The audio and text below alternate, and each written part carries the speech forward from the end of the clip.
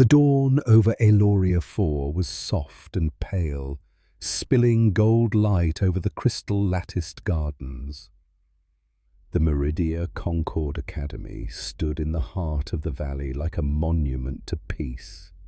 Curved towers of pearl stone, bridges of woven glass vine, and plazas alive with slow-moving fountains. It was, in short, the sort of place where you could drop a credit chit on the ground and expect it to be turned into lost property. Polished. For 3 centuries, the Concord Academy had been home only to herbivorous and symbiotic species. Races who had evolved without natural predators, without war, and without the instinct to regard another sentient being as a potential lunch option. Violence here was something you studied as a sad historical curiosity, the same way you might study an ancient parasite, from a comfortable distance, preferably behind glass. Selena Var, a Luthari student with petal hair and a lazy green vine curling along her arm, hurried through the courtyard. She adjusted the gold pollen crown on her head, part of the Luthari morning ritual said to tune the mind through scent. It was tradition to wear the pollen of the morning's first bloom to lectures, which was lovely, unless you were allergic. The Luthari lived their whole lives within garden cities. Their architecture was grown, not built. Every wall, roof, and archway was a living organism, cultivated over generations. They spoke in 3 layers: scent, petal color, and word. Meaning, you could technically insult someone politely if you got the flower shades wrong. Disputes were settled in bloom circles, where the one whose flowers opened widest was judged to have spoken most truthfully. This system was considered both elegant and efficient, except during pollen season, when everyone won arguments by sneezing. Beside her came Talric, a Kethlin whose bark-like skin was veined with silver sap that pulsed with his heartbeat. His branches flexed slightly in the breeze, shedding a few silver-edged leaves, a normal Kethlin greeting, although littering fines still applied. "Did you hear?" Talric said, voice low but resonant through his wooden chest cavity like a plucked instrument. "Professor Miles called an emergency assembly. They say we're getting new students." Celine frowned. The term had started 2 weeks ago. Transfers were rare, in the same way that carnivorous plants attending the academy was rare. Theoretically possible, but not something you put money on. Around them, the other students whispered in musical tones. The glass-bodied Trivans, refracting light as part of their speech. A Trivan joke could literally make a room sparkle. The ripple-skinned hydran, translucent and filled with suspended motes that shifted colour with mood, moved like walking streams. The academy prided itself on gentleness. All meals came from nutrient orchards where plants willingly offered leaves and fruits in exchange for pollination services, willingly meaning the plants had no way to stop it. Every common area was designed to prevent conflict, wide hallways to avoid accidental contact, furniture that reshaped itself to fit every form, and 0 sharp edges anywhere. Professor Mile was already at the front of the lecture hall. an amphitheatre of living wood whose walls hummed with root song, a constant low-frequency tone that soothed most plant-based species and bored everyone else. Mael's crystal facets caught the light, scattering it across the audience like a calm sunrise. Her voice, normally chime-like, carried a noticeable tension. Students, as you know, the Academy's mission has always been to promote interspecies understanding among the peaceful peoples of the galaxy. The Galactic Council, however, has issued a new directive. All species must be represented, even those from less harmonious worlds. A ripple of unease went through the room. Among the peaceful species, less harmonious was the polite equivalent of, "We have decided to store venomous snakes in the nursery for balance." Mael's facets dimmed slightly. Today, 2 such students will join us.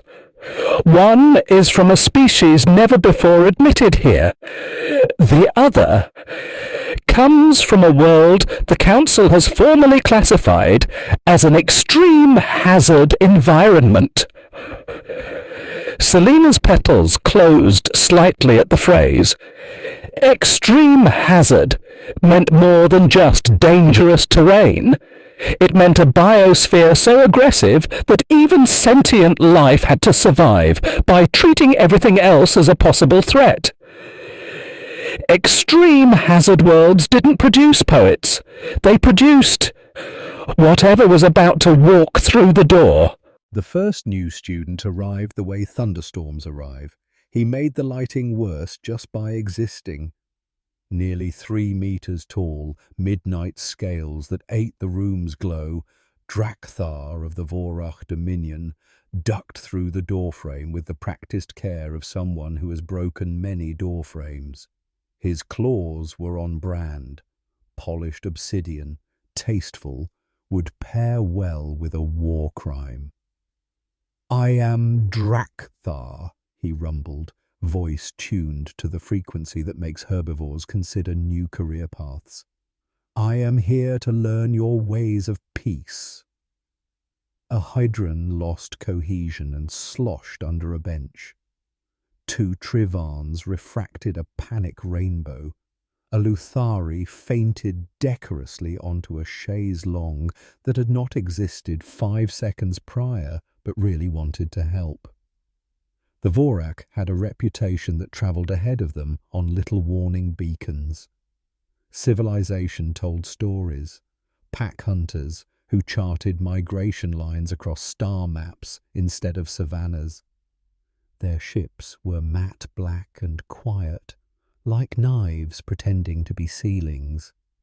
Every treaty with the Vorakh featured the phrase mutual respect, which diplomats understood as "please do not eat us." Facilities had prepared a reinforced chair, which is administrator speak for "we bought the heaviest furniture in the catalogue and prayed." Drak'thar sat. The chair made a noise traditionally associated with submarines at crush depth, but held. The door slid open again and delivered the exact opposite. Jake Martinez, human, earth, soft copper skin, brown hair, eyes that smiled first and measured second. He wore sensible clothes and an old leather satchel that screamed underfunded scholarship in 6 galactic languages. "Hi, I'm Jake. Really excited to be here." He looked harmless. Carnivores call this camouflage.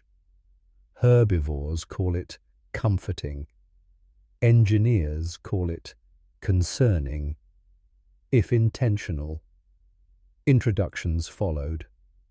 Drak'thar spoke of adaptation, of learning restraint, because the galaxy had discovered opinions about the alternative. He did not bare his teeth. Progress.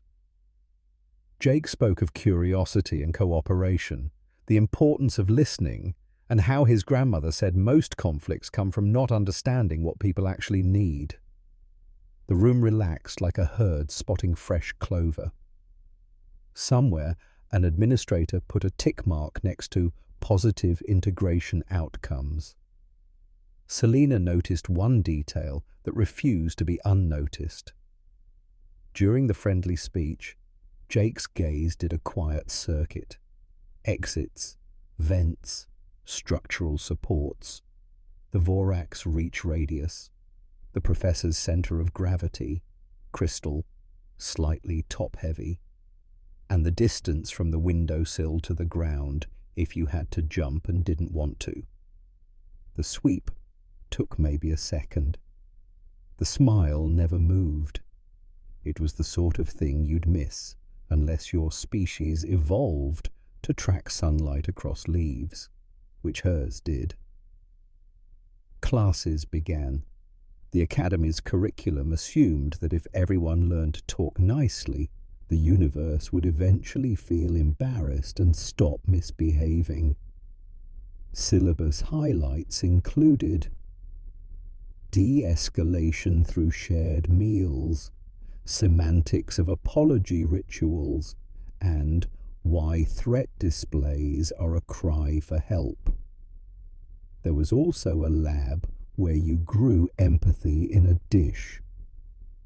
Results varied. Drak'thar opted for the back row, traditional predator seating, and spent the first lecture holding perfectly still. It was a generous concession. Movement triggers flight reflexes.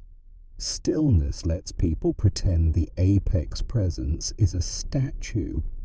The statue can hear you breathe. Jake took notes. He asked open-ended questions. He volunteered for demonstrations and somehow turned every role play into a learning moment where no one cried. He made peace look easy, which is also how magicians make sawing a person in half look easy. Between periods, a Lothari asked for a selfie. Drak'thar blinked, considered the cultural weight of sharing a face in a community that pollinates via social media, and said yes. He even angled to the light. The picture trended as Vorakh vibes. Public relations achieved in 3 syllables and 1 reluctant smile. By day's end, the Academy had a working theory. The Vorakh was the dangerous one who was trying, and the human was the safe one who did not need to try. It was a comforting theory. Comforting theories are a known hazard. Routine settled in the way moss settles on statues, gently, and with the implication that nothing will ever move again. Drak'thar's presence continued to part crowds like a plough. He learned to pad his claws with etiquette, pausing 3 paces away, making his voice smaller, which still registered as thunder but down the hall, and prefacing disagreements with respect, which is how predators say, "I am restraining myself on purpose." Conflict resolution featured a class debate on whether violence is ever justified. The syllabus said no. Drak'thar said sometimes. The room reacted as if someone had kicked a beehive, then apologized to the bees. Drak'thar clarified, violence as a tool is crude, unpredictable, and costly. As a last resort, it is occasionally the only effective language available to parties who have already refused to learn any other. The professor marked it nuanced but alarming, which is an A with extra supervision. Jake flourished. He asked about hydran confluence songs, which are essentially choirs performed underwater, with harmonics only audible if your bones are musical. He learned that Kethlin leaf fall is a communal ritual where everyone drops their leaves at once to commemorate the old growth and make room for the new. He attended a Trivan light play, an immersive theatre of refraction and shadow, and clapped at the right times, which Trivans consider a love language. The cafeteria demonstrated the Academy's values in tray form. Nobody had to hunt for anything more aggressive than a melon. Drak'thar ate alone at a reinforced table. He used a knife and fork because he had read the policy memo and decided to meet civilization halfway. Watching him separate fibers with careful precision gave observers the educational experience of seeing a laser pretend to be a spoon. Jake rotated tables, as humans do when they have decided to treat social networks like territory to be mapped. He traded recipes, spice levels adjusted to won't-dissolve hydrogen membranes, showed pictures of mountain ranges and ocean cliffs, scenery friendly, and described orchestras, weapons of mass goosebumps. He listened more than he spoke, which is how you talk a lot without being noticed. At one lunch, a Kethlin remarked that Jake always seemed to be in the right place at the right time, for conversations, for catching a falling tray, for offering a napkin before a spill finished happening. Jake smiled and said he had good timing, which is a humble way to describe predictive modeling. Meanwhile, micro-incidents unfolded. A Trivan's light went sharp when a Hydran sloshed into them by accident. Jake translated the apology from color to words before the professor arrived, diffusing the moment with the interspecies equivalent of "my bad." Drak'thar, encountering a child on a field trip who stared at his teeth with professional curiosity, lowered his head and said, "They are for cutting," which is honest, not helpful, and somehow adorable. The child offered him a sticker. He wore it for an hour. It said, "Good helper." Celine kept noticing the little things. Jake never faced a wall if he could face a room. He picked seats with back cover and half a dozen clear lanes. His hands rested where a reach to a fire extinguisher, a chair leg or a bag strap was the same motion. If you weren't looking for it, you'd call it fidgeting. If you were, you'd call it cataloging. The Academy updated its working theory. The Vorakh was trying not to be scary. The human was trying not to be obvious. Theories evolve the way prey animals do, slowly and after several instructive losses. Field exercises are how peaceful institutions let students practice without consequences, which is a charming concept from people who have not yet met consequences. The class mission on Nexus Spire. Assemble a basic colony package using only diplomacy, charm, and an allowance. No threats, no coercion. Please bring receipts. Nexus Spire was a vertical city wrapped around a gravity spine, humming with commerce and the smell of poured credits. The directory had 9 languages and 1 pictographic set for species that negotiate primarily through interpretive dance. Security was polite. Weapons checks were thorough. Pirates considered both a suggestion. The herbivorous cohort fanned out with optimism and shiny cred chips.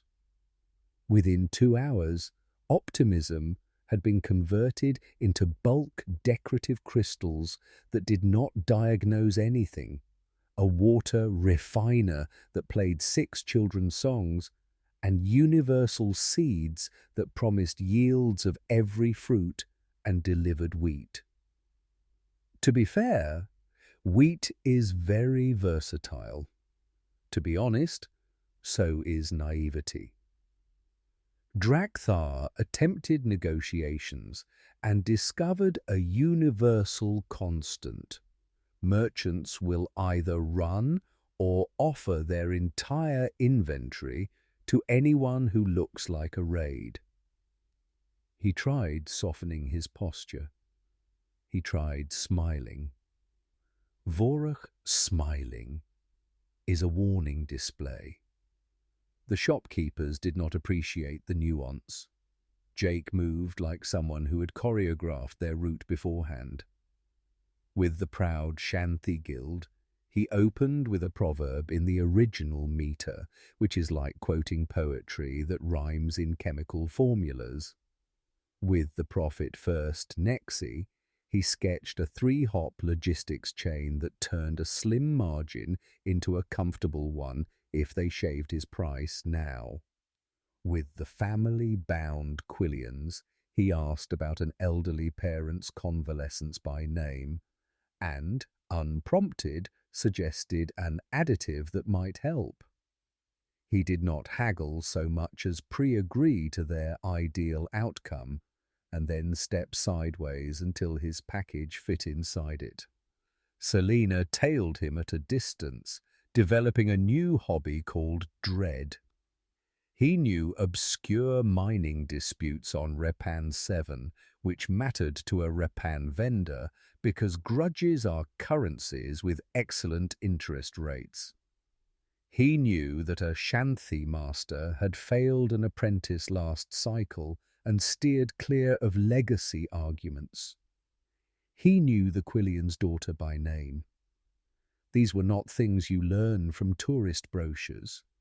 These were things you learn from files. Jake paid fairly wherever he could, less than fair when someone tried to balance the scales with lies, and occasionally more than fair to a widow running a stall with inventory that mattered to no one but her. He left with a complete kit, surplus credits, and 3 invitations to dinner. He accepted none. Schedules. Then the lights dimmed. Alarms sang their cheerful, "Someone is stealing your entire station" melody. The intercom announced the Red Fang Corsairs with the confidence of criminals who believe branding is half the battle. It is not. "Everyone on the ground," the scarred leader barked, weapon out, posture professional. His crew fanned and covered. They were not amateurs, which made what followed educational. Selene curled to the floor, petals tight. Around her, the peace-trained cohort discovered that drills do not lower heart rate. A pirate angled toward Jake with the reflexive certainty of wolves spotting a weak flank. Jake moved first. The shift was not dramatic. He simply became efficient. He slid under the barrel, did something rude to a knee with a borrowed tool, kept the tool, and was gone before anyone could say, "That seems excessive for a student." Shots scorched where he had been. He reappeared somewhere that made geometry feel slow, used a counter as leverage, a chair as a lever, and a cable as a trap that found a throat by accident, the way magnets accidentally find iron. 8 left, his voice said from the stalls. Calm. Informational. Peacekeepers pay 5,000 per Corsair, dead or alive. Please choose one. One laughed. People laugh when they need reality to be smaller. The market turned into a demonstration lab. Jake used cover, concealment, noise and timing like a composer uses silence. He let one pirate glimpse him from the left, moved right, then split the difference down the middle. He didn't chase. He navigated. There is a difference. The pirates felt it when their roots closed like jaws. Drak'thar fought elsewhere loudly. His approach was direct, courageous, costly. He met force with force and learned force had friends. He bled and roared and held a hallway because someone had to. That someone, today, was not the human. 3 minutes later, by the station clock, the Corsairs were down to one who had discovered a devotion to pacifism. He dropped his weapon, raised his hands, and auditioned for leniency. Jake let him live and gave him a message to deliver. He did it with the same smile he'd used on day one, which made it worse in the way sunny days make shadows crisp. Security arrived in the careful formation of people who do not know who the biggest problem is. They found bodies, traps, scorch marks, a wounded Vorakh, a trembling cohort, and a human with tidy cuffs. Jake raised his hands. Compliance is a language too. The return trip was quiet, in the way hospitals are quiet. People spoke softly because noises felt disrespectful to the facts. The facts were, most of the class had survived because the two most dangerous beings on the field trip had chosen to be dangerous in helpful directions. Professor Miles sat across from Jake as if he were a delicate instrument, which he was, in the same sense that a reactor is delicate. When you applied, she said, did you misrepresent your intentions? No, Jake said. I came to learn peace. I also brought the rest of me. That part travels. He explained without flourish. Humans assess. Constantly. Threats, exits, tools, leverage. They do this in the same way lungs breathe, automatically, until something interrupts, and even then, mostly automatically. He did not say, sorry. He did not say, you're welcome. He just described a weather system. Drak'thar limped over, sat with the care of a boulder choosing a chair, and considered the human with a look predators reserve for other problems that have learned to read maps. We speak of your kind as fables, he said. Hunters who hunt hunters. Patience like orbit. Teeth made of plans. Our teeth are regular, Jake said. The plans are extra. Selena, who had spent the trip cataloguing the ways her worldview now squeaked, asked the question that mattered. When you look at us, she said, do you see friends or weaknesses to exploit? Jake's expression did not change. Humans are very good at that. Friends, he said, with weaknesses I prefer between me and the things that like weaknesses. A hydron, still gathered mostly in a travel-safe cylinder, found a voice. Could you have negotiated with the pirates? Jake thought about it the way engineers think about bridges, with numbers and failure modes. Possibly, he said. But negotiation is a probability field. You were inside it. Drak'thar nodded in a slow Vorakh way that counts as applause. He speaks like hunting, the Vorakh said. Pathfinding that chooses not to end in blood until it must. Professor Mile looked through him and saw the Academy's problem in 4 neat parts. 1, they had built a garden and invited the forest. 2, the forest said please and thank you. 3, the forest kept the wolves out. 4, the garden would now have to learn about windbreaks. Policy would be updated. The Academy would add modules with names like crisis literacy and hard boundaries, setting them before someone else does. There would be a new elective on recognizing predatory camouflage, taught by a human who would open with a smile and end with a spreadsheet. Administrators would reassure donors that everything was fine. administrators would be wrong in a productive way. They landed among Eloria the Four's shimmering gardens. The air smelled of rain and flowers, and the kind of innocence that takes work. Students filed out carrying their assignments and an unscheduled lesson. The sun did what suns do. It shone on everyone equally, which is both beautiful and famously unhelpful. Jake paused beside Celine.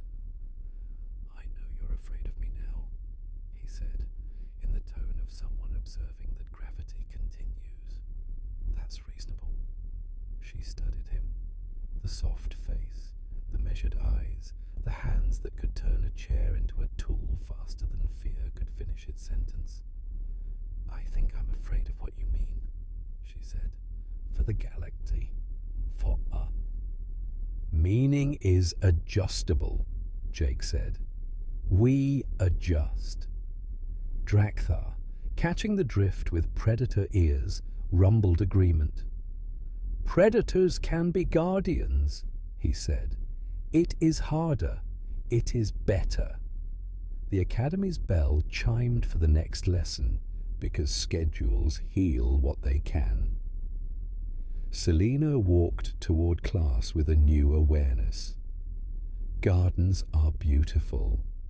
Fences are also beautiful, in a different, less fragrant way.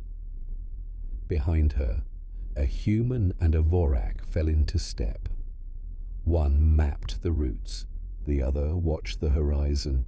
Between them, the path looked safe enough to try.